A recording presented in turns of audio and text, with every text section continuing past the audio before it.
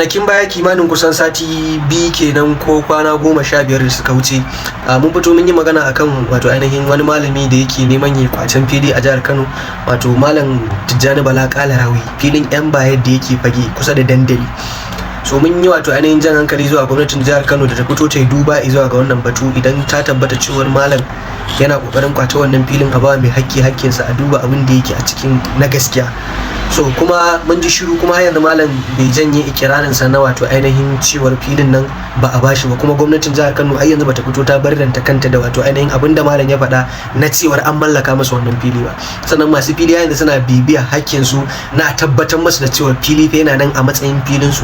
So da haka muna ƙara jan hankalin gwamnatin jihar Kano, kar a zo a maimaita irin abin da gwamnatin baya ta yi na mallaka wa wasu daga cikin kalilan mutane, ko wanda suke a bakin masu uwa a gindin muru, ko masu baki da kunu, a duka daukan hakkin talaka ana basu. Fili ne da ake koyar da sana'o'i kala-kala, sama da shekara 70 masu filin suke wato ainihin magana akai. Saboda haka muna kira gwamnati mai albarka, gwamnatin injiniya Abba Kabir Yusuf, ta yi duba, a bincika, a tabbatar da gaskiya, a ba mai gaskiya hakkinsa. Masu fili sun zo da takaddunsu na gaskiya, malam ya zo da wasu takaddunsu. Masu filin ma yanzu haka suna magana akan cewa suna kotu don tabbatar da wato ainihin maganar ma takaddun ma da malam ya zo da su na bogi ne, na ƙarya ne. Allah ubangiji ya bada ikon gyara.